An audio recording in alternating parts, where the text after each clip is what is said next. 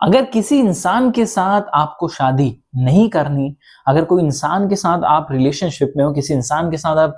एक संबंध में हो, लेकिन वो इंसान जो शादी है, जो मैरिज है, उसको लेकर के जो कमिटमेंट है वो नहीं दे रहा है, या फिर उसमें एक श्योर तरीके से नहीं बोल रहा कि हाँ यार मैं तुमसे ही शादी करूंगा, उस पे आपको एक कंफर्मेशन नहीं दे रहा है, उसमें कोई कमिटमेंट नहीं दे रहा है, उस पे आपके लिए स्टैंड नहीं ले रहा है ना, तो ऐसी सिचुएशन में यार कई बार हम अपने आप में एक सेल्फ डाउट में गिर जाते हैं कि यार एक्चुअल में वो इंसान शादी करेगा भी या फिर नहीं, क्या मैं जो सोच रहा हूँ वो ठीक भी है, क्या ऐसा तो नहीं कि वो नहीं करेगा, कहीं इसको लेके फिर चिंता होने लगती है और फिर सडनली लगता है कि नहीं नहीं यार शायद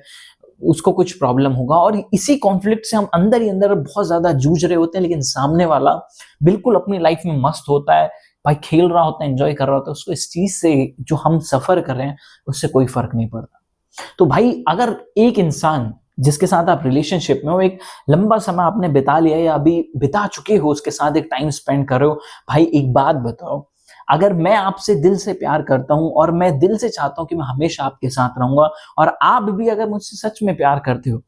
तो क्या आपके लिए मेरे लिए ये बोलना बड़ी चीज है कि हाँ मैं हमेशा साथ रहूंगा और शादी भी करूंगा? कोई बड़ी चीज है? नहीं, फैमिली नहीं मानेगी, उनको कन्विंस कर लेंगे चाहे कुछ भी होगा, भाई शादी तो मैं तुमसे करूंगा, और ऐसे करके आपको क्या लगता है कि ये बोलना कोई बड़ी चीज है? हर कोई बोल देता है। लेकिन अगर वो इंसान नहीं बोल रहा है, आपका पार्टनर नहीं बोल रहा है ना, तो सिंपल सादी एक चीज है कि वो इंसान फ्यूचर में शादी करने वाला बिल्कुल भी नहीं, बिल्कुल नहीं है।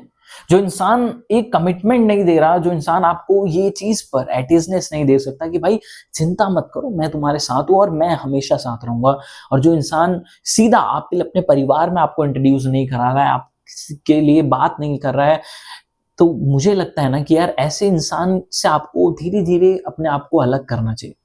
जिस इंसान के लिए आप एफर्ट्स तो कर रहे हो, सब कुछ कर रहे हो, लेकिन जब बात फ्यूचर की आती है, जब बात आगे की आती है, जब बात शादी की आती है, आपके घर से प्रेशर है या आपके ऊपर प्रेशर है या आपका जो फैमिली है उससे प्रेशर है शादी के लिए, बट वो सामने वाला उस चीज पर डायरेक्टली कोई कमिटमेंट नहीं दे रहा है और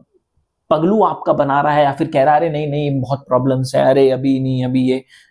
तो मुझे लगता है कि आपको कुछ समय उसको टाइम देना चाहिए कि ठीक है, अगर है तो पहले तो आप उस प्रॉब्लम को आइडेंटिफाई करो कि वो मना क्यों कर रहा है, क्या उसका वैलिड रीजन है? ऐसा भी हो सकता है कि भाई उसके भाई हो, बहन हो, ऐसी चीजें हो जिसके चलते शायद वो उस चीज को अभी डिनाई कर रहा है या फिर उसको आगे प्रोकेस्टिनेट कर रहा है। तो ठीक है, आपको समझना चाहिए, पहचानना चाहिए, उसको परखना चाहिए कि ये ससुरा अगर मना कर रहा है तो उसका रीजन क्या है, और अगर रीजन वैलिड है तो आपको सपोर्ट करना चाहिए, इसको थोड़ा टाइम देना चाहिए। लेकिन कई बार अगर वो इंसान, यार मैं कहता हूं,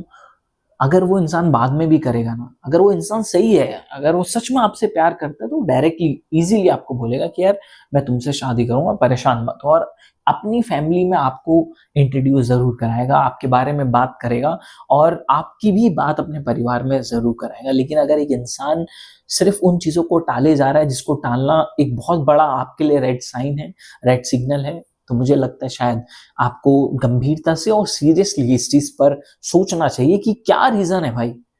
क्या,